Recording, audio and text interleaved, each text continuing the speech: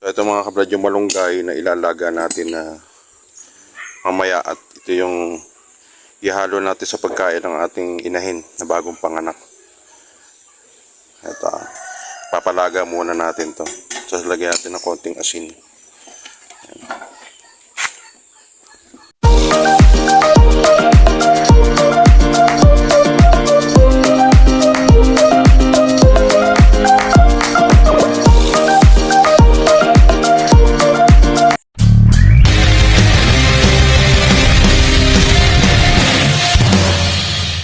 Ayan mga kabrad, isang napakagandang hapon muli sa atin lahat. Nandito ulit tayo sa ating mini farm at dito nga sa ating bagong panganak na inayang baboy na nagdala tayo kanina ng malunggay at saka yung ipinalaga natin kay Joel. At yun nga, ipapakain natin sa ngayon.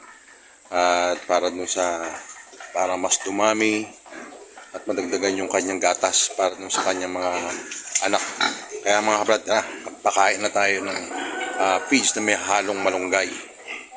Mga kabrad, yung nilaga natin na malunggay, ito yung pakakain natin, itong pansabaw natin doon sa ating inahin. Tara. So ngayon, pakakainin natin to ng may malunggay. At gutom na naman mga kabrad, nakatayo na naman. Yan natin mga masisiglang beg. Yung isa mga kabrad na matay na, yung pinakamaliit. Ayan, lagay muna natin ng page. Ayan. Tapos yan, lagyan natin ng yung malunggay. Lagay mo ulit page. Ayan. Ayan.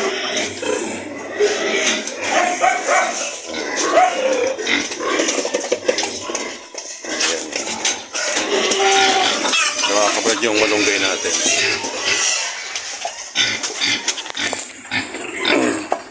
Salin pa natin para mas ano siya.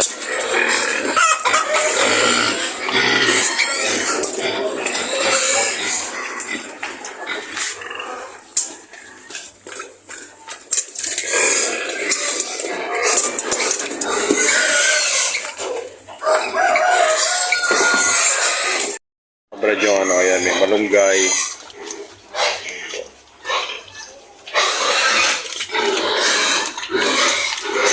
Ganito mga kabrad ang pakakain natin ngayon dito sa inahin na tsatsaga talaga natin na maglaga ng malunggay para pansabaw sa kanya. At bukod doon, para hindi na rin, kaya natin nalagyan ng sabaw ng malunggay para hindi na rin siya rito dede sa drinker, para hindi nagbabasa lagi yung ano na yan, flooring.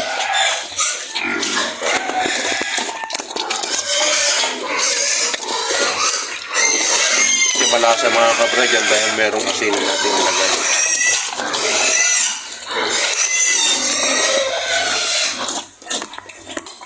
Napakain ng mga kabrad kasi na parang sa tao kailangan ng masabaw na pagkain ng ating mga inahin dahil nagpapadede sila, lalo na ang dami nilang padededehin na yan. Bali 13 padededehin niya. Kaya kailangan masabaw at saka masustansya yung kanyang pagkain. Bukod sa hindi na tayo magda-dry feeds dito, yan yan, may sabaw na tayo para at least kahit paano nakakahigop siya ng sabaw ng malunggay. At bukod na hinahaluan din natin ng feeds. Saka ang dede niya galit na galit mga kabrad lahat. Walang patay na dede.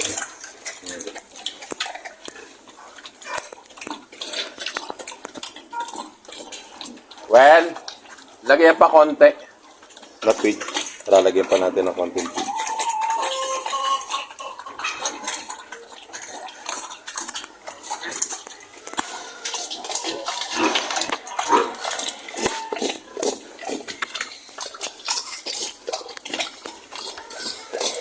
Lagyan pa well ng pig.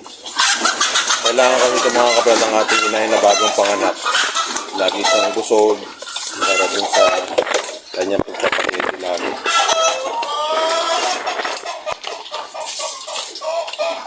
Ako sa hapon naman mga kabrad, nalagay naman natin dito yung Madre de Agua. Pinakakain naman natin sa kanya.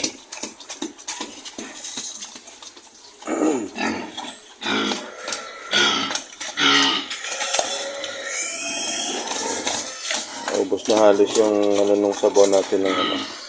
Ngayon, siyempre, dahil kumain siya ng malunggay, sabaw, magiging magatas ngayon yung ating inahin. Kaya yung ating mga piik, marami silang matedede ngayon.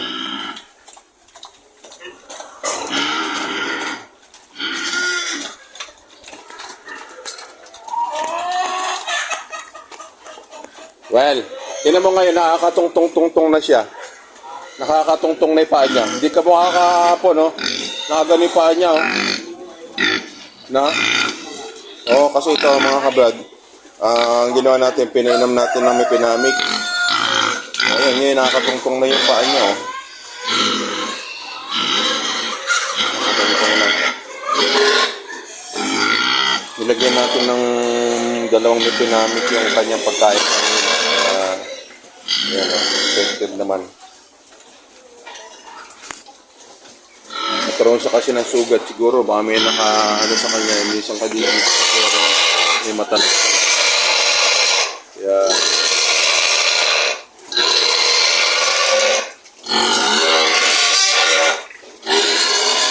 so ayan, mapaubos na yung pagkain ng ating Mama Pig.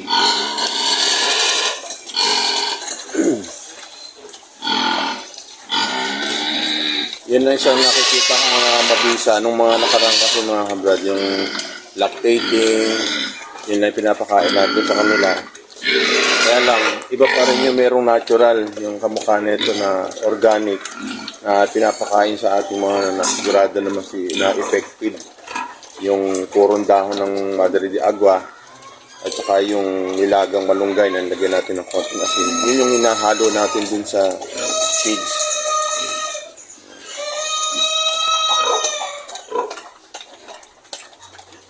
Ayan.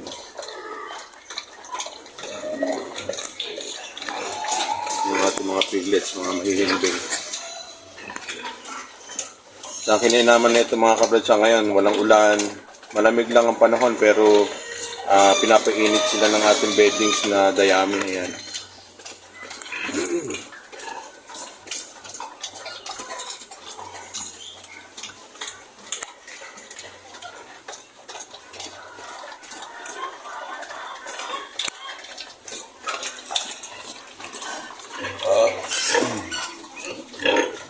Ibaba na natin yung bago mga pisa natin na manok doon sa dulo. Yan lang yun.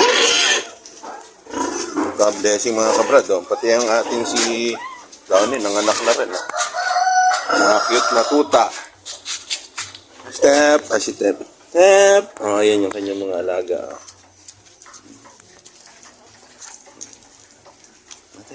Ang bandi.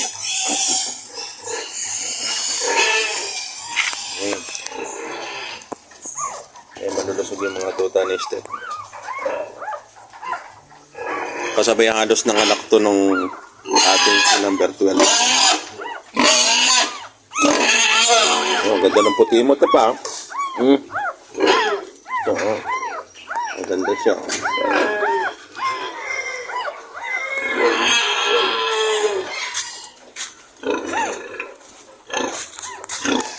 Ito malapit-lapit na rin itong maleme mga kabrad. Kaya nandito. May mga inaabangan natin. Pero mamaya mga kabrad, iuwi natin yung ating mga sisiw na mga napisa para mailagay natin sa brooder. Sayang kasi pagka namatay yung mga yun, sayang dahil may mga lahi pa naman Rhode Island yun at saka ng kaber. Ito naman, ang gumagayak na mga itlog siya na ating isang inahin. Ito yung walang uso. Ayan mga kabrad, kung mapapansin nyo. Putol yung uso ng ating inahin na yan.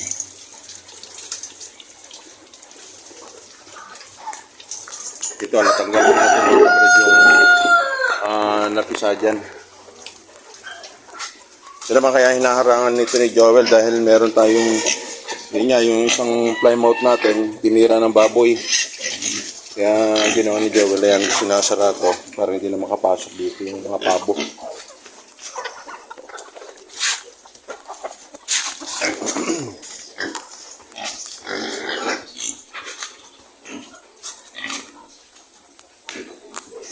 Pero kahapon naman, ang ginawa natin doon sa tatlo natin, hinatid na natin doon sa ating pinagkakautangan ng feeds. Kaya natiran lang tayo dito ng isa yung medyo maliit. Ito. Natiran tayo ng isang maliit. Kainin lang natin.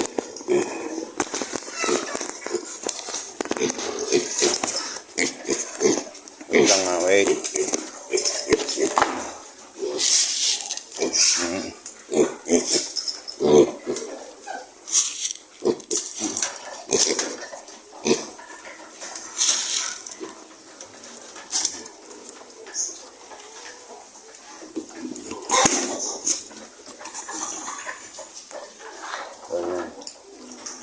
Ito yung natira sa atin. So, effective nga yung piniinom natin sa kanyang mipinamik, mga kabrad yan. At naitatapak na niya kahapon kasi lagi lang nakaangat, nanginginig. Pero kasi siya sugat sa talampakan. Kaya ang ginawa natin, piniinom natin siya ng mipinamik. Yun ang okay naman.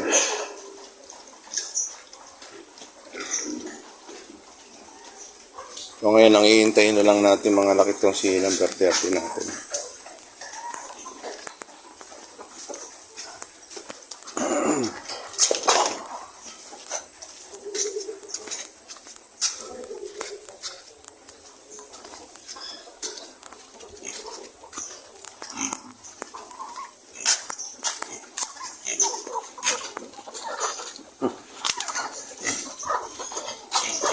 Alis kayo din. Ito, isang inahin natin.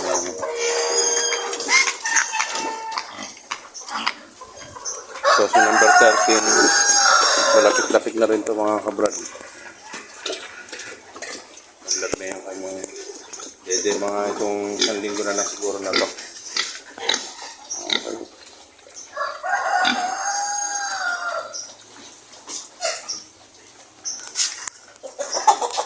So, sana nga wag nang mabawasan yung ating mga bake dito. Ito mga kabrad, ubos na. Maya-maya lang, sigurado gigibik na yan. Papadede na yung ating si 12. Sigurado pa tayo, masustansya yung talagang kanyang kinain.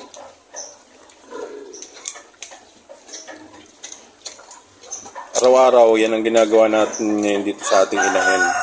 No, tayo ng malunggay, tapos pinalalaga ko kay Joel. Yun yung pinangsasabaw natin dun sa feeds. Tapos pagka naman sa merienda niya, pinakakain natin siya ng dahon ng Madre de Agua.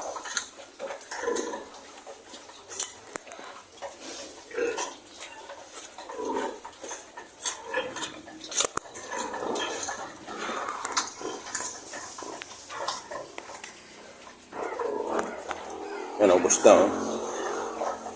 Maya-maya lang ihiga na yan, papadede na. Nagising na yung kanyang mga anak. Maya-maya lang papadede na yan.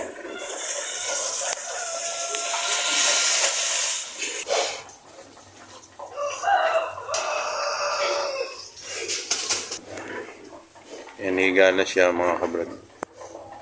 Ang kailangan lang sa kanyang mga anak ay mabilis umilag pagka ganyan kasi malaki ang ating inahin. Maingat naman yung ating inahin, no? Makikita nyo, ingat na ingat siya, baka meron siyang yung papadede na yan, Brad. Sumigibik na siya.